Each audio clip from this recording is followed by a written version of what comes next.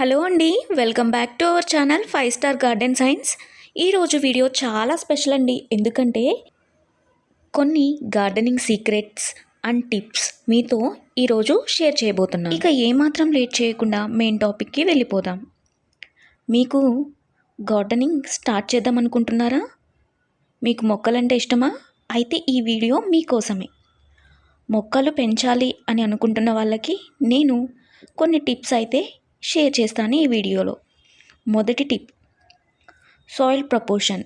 ఏ మొక్క అయినా బాగా బలంగా పెరగాలి అంటే ముందు మట్టి సరైనది అయి ఉండాలి. అయితే మొక్కలకు కావలసిన సమతుల్యమైన మట్టి ఎలా తయారు చేసుకోవాలి ఇప్పుడు చూసేద్దాం. మనం తీసుకునే మట్టిలో 70% వరకు గార్డెన్ సాయిల్, తోట మట్టి ఉండాలి. ఎర్రమట్టి అయినా పర్లేదు, నల్ల మట్టి అయినా పర్లేదు. ఒక 20% కోకోపీట్ తీసుకోండి. ఒక 10% మాత్రం వర్మి కంపోస్ట్ లేదా ఏదైనా సరే ఒక ఎరువును తీసుకోండి, న్యాచురల్ అయ్యి ఉండాలి. ఒక 10% ఎండు ఆకులు బాగా క్రష్ చేసి వాటిని తీసుకోండి. వీటన్నిటిని ఒక టబ్లో కలిపేసేయండి. ఇలా గనక మనం మట్టి తయారు చేసుకొని మొక్కలు నాటితే గనక అవి ఆరోగ్యంగా బ్రతికి బలంగా తయారవ్వడానికి ఆస్కారం ఉంది. అయితే ఇలా మట్టి తయారు చేసుకోవడానికి మీ దగ్గర కోకోపీట్, వర్మి కంపోస్ట్ ఇవేమీ లేవనుకోండి, నో ప్రాబ్లం. దీనికి కూడా ఒక సొల్యూషన్ ఉంది. అది మీకు ఒక సపరేట్ వీడియో ద్వారా డెమో చూపిస్తూ వివరిస్తాను. ఇక నెక్స్ట్ టిప్ చూసేద్దాం. పూల మొక్కలు బాగా పూయాలంటే ఏం చేయాలి? మన వంటింట్లో ఉండే కొన్ని పదార్థాలతోనే మన పూల మొక్కలను బలంగా తయారు చేసుకోవచ్చు. ఇప్పుడు ఉదాహరణకు గులాబీ మొక్కను తీసుకుందాం.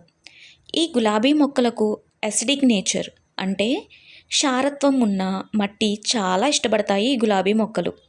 మరి మట్టిని గులాబీ మొక్కలకు తగ్గట్టుగా మట్టిని ఎలా తయారు చేసుకోవాలి మనం ఇప్పుడు చెప్తాను. ఉల్లిపాయ పొట్టును మనం పడేస్తూ ఉంటాం కదా, ఎప్పుడు బయట పడేస్తూ ఉంటాం కదా. ఇక నుంచి అలా పడేయకండి. వీటి వల్ల మొక్కలకు చాలా ఉపయోగాలు ఉన్నాయండి.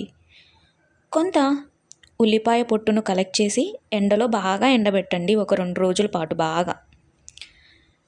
నెక్స్ట్ గుడ్డు పెంకులు ఉంటాయి కదా, వాటిని కూడా తీసుకొని శుభ్రంగా కడగండి ఫస్ట్.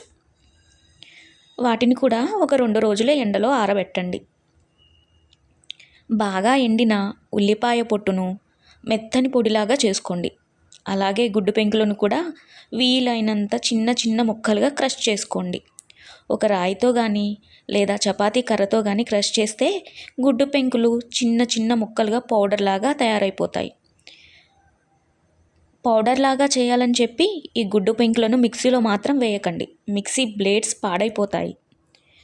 ఇప్పుడు పౌడర్గా చేసుకున్న ఉల్లిపాయ పొట్టును అలాగే గుడ్డు పెంకులను బాగా కలిపి మిక్స్ చేయండి. ఒక ప్లాస్టిక్ డబ్బాలో స్టోర్ చేసుకోండి ఈ పొడిని. మీ గులాబీ మొక్క చాలా చిన్నది అయితే ఈ మిక్స్ చేసిన పొడిని ఒక టేబుల్ స్పూన్ తీసుకొని గుప్పొడి మట్టితో కలిపి గులాబీ మొక్క మొదల దగ్గర వేయండి.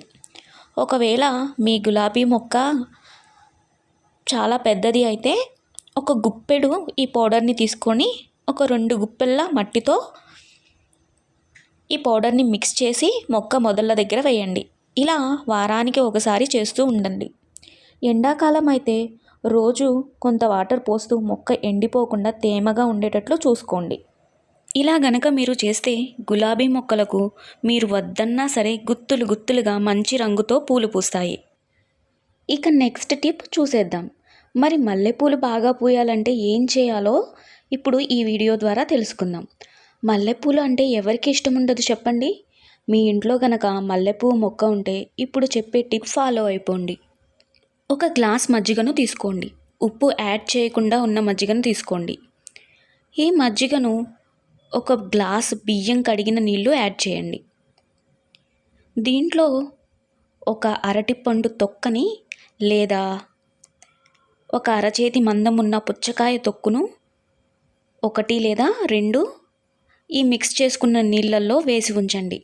ఇప్పుడు ఈ నీటిని ఒక వెడల్పాటి ప్లాస్టిక్ డబ్బాలో పోసి ఒక రోజంతా ఇలాగే ఉండనివ్వండి. నెక్స్ట్ డే వాటర్లో ఉన్న తొక్కులను తీసి పడేసి ఆ తయారైన ద్రావణాన్ని తీసుకొని మొక్క మొదళ్ళ దగ్గర 1 గ్లాస్ అయితే పోసేయండి.